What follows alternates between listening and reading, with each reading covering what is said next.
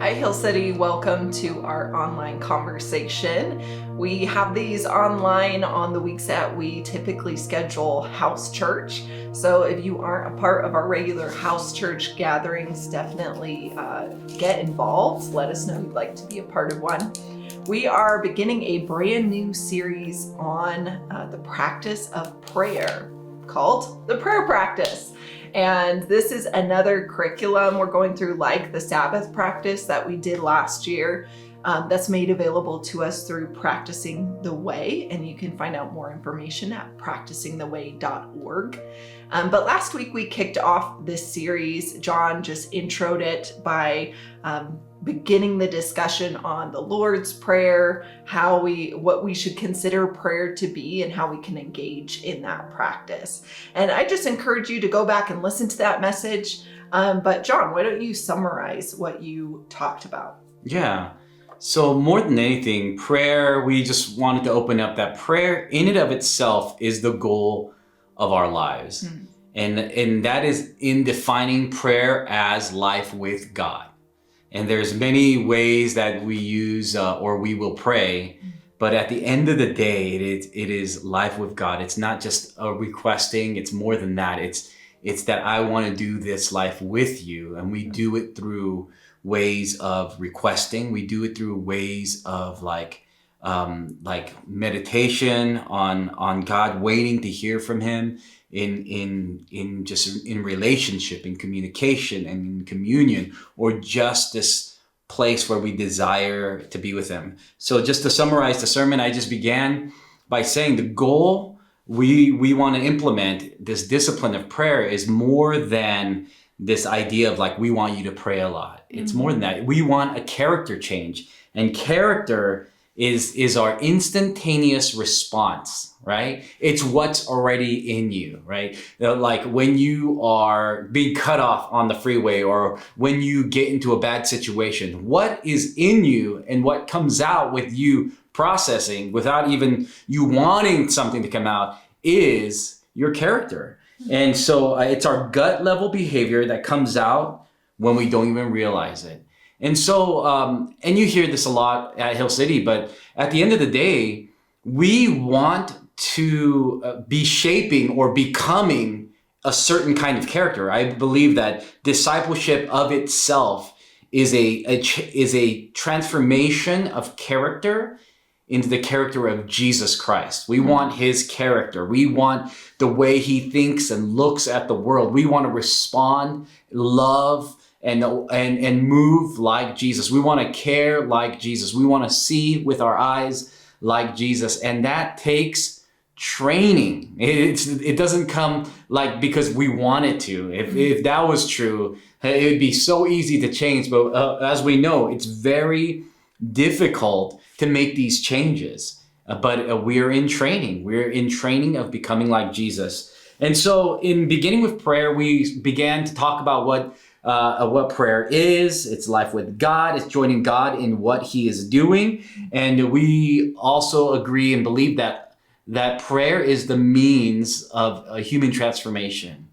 And I love what Keller talks about in prayer. Is like, he always says that prayer was meant to be hard because we learn a lot about ourselves when things are not easy, when we have to be still, when it goes against like our inclinations and our proclivities of wanting, our desires, or our lack of patience. In all of those ways, are we willing to be there with God?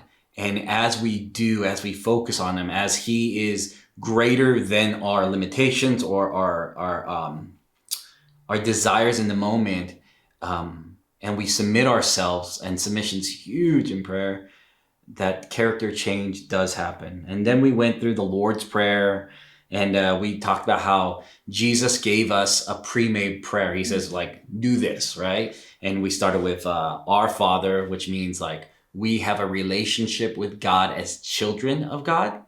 That's super important. And who is in heaven? We talked about heaven, where heaven is, just a little bit, just a touch. And hallowed be your name, what that entails. Your kingdom come and your will be done. And as we go through each of these, we are praying the way that Jesus told us to begin our prayer life. And so this week, I hope that every day we are focusing, even if it's 3 minutes a day, 5 minutes a day, 10 minutes a day, on our prayer life. And I'm not asking it to be perfect. I'm not asking it to be easy. I'm asking us to be disciplined for our daily prayer rhythm, because we don't transform overnight. We transform over time, over a lifetime. Can you imagine if we did a lifetime of prayer, what our relationship with God would look like, what our character would look like? Mm-hmm. You have any insight that you wanted to bring on that summary, or something that just really stuck out to you in the sermon, or just about prayer? Yeah, I think obviously the idea that prayer is the goal of our lives is a really important one. I think it's very easy to make prayer a check mark of the Christian life, rather than a constant characteristic of it. For example, we pray, we're Christians, so we pray when things are tough, or when somebody's sick, or we pray when something bad is going on, or we want something. When those things happen, then we pray, rather than thinking of it as a whole life encompassing discipline, that it's something that should be a part of every moment of your life. I remember hearing about, and now I'm forgetting which church father it was who had that whole idea of basically wanting every moment of his day to be prayerful. And I know it was a monk, I'm forgetting which one, but had this goal of practicing prayer in every moment of the day. I remember hearing about that and thinking, well, there's no way a normal person could do that. But it's because once you become aware of God, and John talked about this in his sermon, God being as close as the air you breathe. It's not that you're praying these long, detailed, elaborate prayers every moment of the day, but that prayer can simply be the acknowledgement that God is with you in that proximity, that he's there with you in each moment of the day. Those are the things I think of are really important foundational things we covered that it's important to wrap your mind around. Just remembering how close God is, that prayer can be every moment of the day. And like you encouraged, just to start somewhere. Yeah. Have some sort of practice. It doesn't have to be long. I am not somebody who, for having been a Christian most of my life, I'm not somebody who's built up to this, I wake up at 4 and do a 5-hour practice of prayer and then get started on my day. It is more moment by moment for me. I don't have super long periods of time where somebody could hear what was going on in my brain and say, yes, that was this elaborate prayer you could publish in a book. It's more those, okay, I'm going to sit in silence with God, let my thoughts flow towards him, hopefully let his thoughts flow towards me, and be aware of that presence during the day. But you have to start somewhere. 3 minutes, 10 minutes. Do what you can do so that you can make it a part of your life. Yeah, I love how you bring that prayer is awareness of God. And in that second part, who is in heaven, that the idea of that he's our God who is in the air, who is in heaven, who is so close to us, not so distant from us. And I wonder how often we think that God is some distant God and we have to ring him up on the telephone. We're doing this in prayer because you're really, really far away. Yeah. And I think that there is kind of a notion that God is far off. But in the Hebrew notion, or in Jesus's worldview, the way he saw God was no, God is everywhere we are not. And he's all around us. He's in the air that we breathe. He's in the beauty that you see. He's in the music that you hear. And to see the world as that, yes, it's broken, but yes, God also created this world as good and we could trust him. would make me live my life with different intentions. Yeah. If I believed that God was with me all the time and I would be aware of him, how differently would I live my life instead of like, oh, this is a holy moment, right? And we hear that, right? Oh, God is present with us. And Jesus is like, yeah. Can you imagine? It's like telling Jesus like, oh, God is present with us. And I'm not belittling or like these moments where it is like very different. I really do believe, there's felt moments, but I really believe that because the veil is torn apart, there is no separation between us and God due to the work of Christ. We, as our awareness like heightens, God is with us. Yeah. And that's what Jesus was revealing within himself. Yeah. So like that is continuing to be a greater like worldview for me, that God is right like everywhere I am not. God is like in heaven. Yeah. And heaven is not this distant place. Yeah, and if we view that as a reality, how much more it can become a discipline, or how much more it has to be a discipline, because it isn't always felt moments. Yeah. You may not start a daily discipline of prayer and feel every time, oh, I can sense the presence of God. Yeah. I have felt that in a deep way. Sometimes it's a very mundane 3 minutes, whatever your timer is set for. And sometimes it's just a moment of surrender to say, this is a crazy time right now. Lord, I'm giving all of this back to you. You take care of it. So the discipline portion of it is important, because there's no way to have those felt moments unless you're recognizing he's there with you through every season and circumstance. Yeah. And isn't that true of all relationships? Like all relationships take discipline and intention. They don't just happen because you want them to happen. You don't always hit it off. And that's including marital relationships. That's including parental relationships. Sometimes you don't like your children, but you still have good intention for them. So you pursue them. And as you and they pursue one another, the closeness happens. But if we are waiting for just moments that are good, they're going to be so few and far between. And like those relationships and like great friendships, there has to be a discipline of connection. Yeah. I think the other big thing that you covered, and that's part of the Lord's Prayer, is just the whole idea of our Father, and the idea of even getting into the discipline of imagining God as a loving Father who's smiling on you. I don't know if you want to share a little more about that, or was there anything in the process of preparing the sermon, because we're so limited by time, about that particular topic that you would have said more about? Yeah, I would just say that a lot of people, when they imagine Father, and you heard a little bit in the sermon, that they have this kind of like a shameful place, or love was conditioned on condemnation or conditioned on shame or guilt. And so like when they think of Father, and I was talking to like a colleague the other day about this, that they feel shame, they feel guilt, they feel weighty. Yeah. And Jesus is like, no, I want you to think of Father who smiles on you, not because he's smiling to get something from you, but he's there to give you something, to give you his love, to give you his joy. He's smiling because you are the apple of his eye. You are the object of his affection. And I heard this all my life, right? Yeah. And I still couldn't compute that, because I messed up in the head in a way from my own past and abuse, and like and from my own father and my own fears of like, if I give that part of myself, am I going to be hurt? And maybe we don't even think that way, but I wonder in our own relationship with God, do we have a place in us that we say, I don't want to give that vulnerable place to God, because what if I get hurt?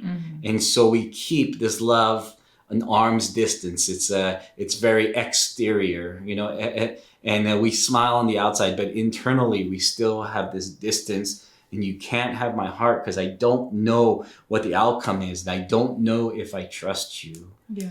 But I wonder, like you said, what it would be like if we had a father that smiled back at us as a child. We would be in a mess, right? And we'd look at our father, and our father would smile at us even in our mess, as he's helping to clean things up. And I remember a meme that says, when you're in trouble, do you say either, oh no, what is my dad going to say? Or do we say, Dad, help me, I'm in trouble? And that's it seems so minute of a difference, but it's an absolute change of the framework we see the rest of our lives.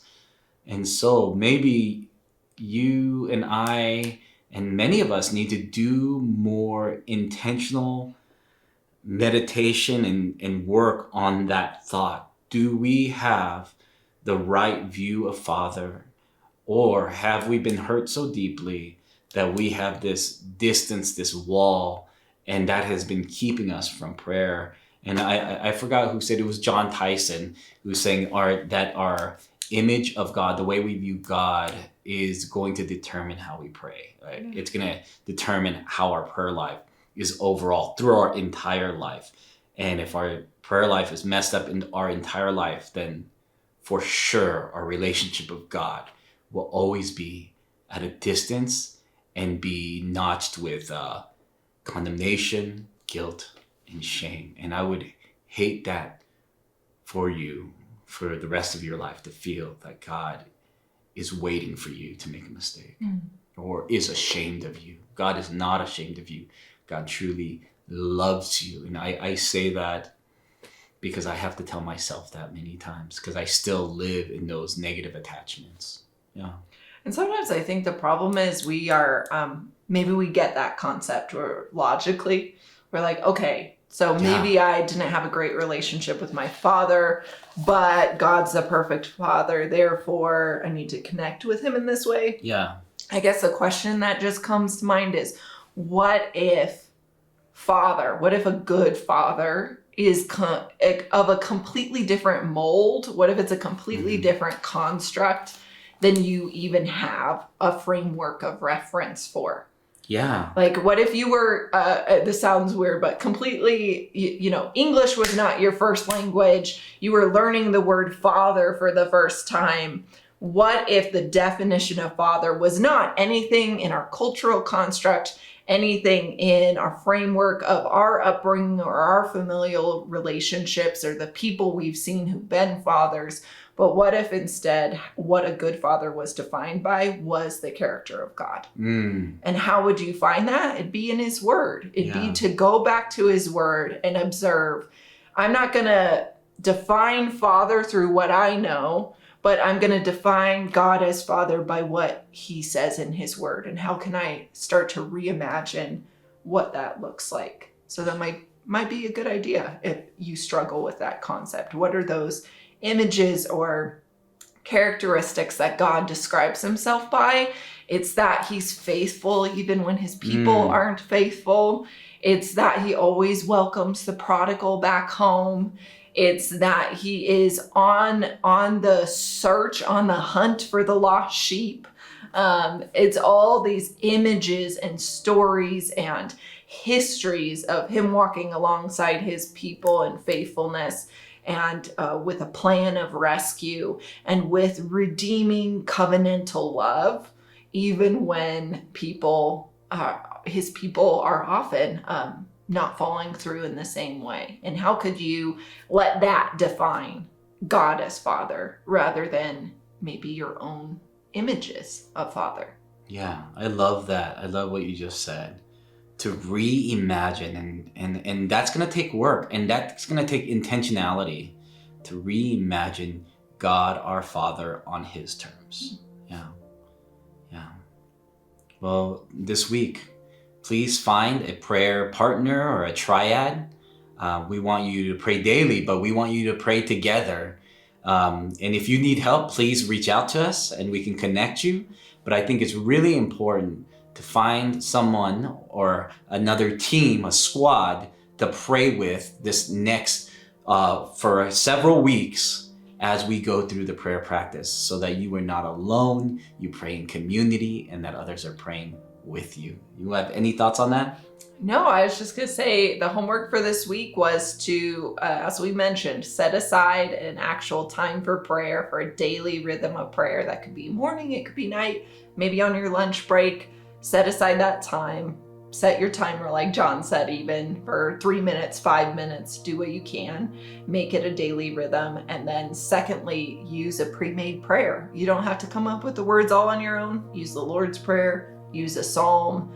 But we really encourage you to engage in this homework and actually make this a practice in your life. For sure. Well, thank you for joining us, and hope to see you in house church or at the next gathering. God bless you.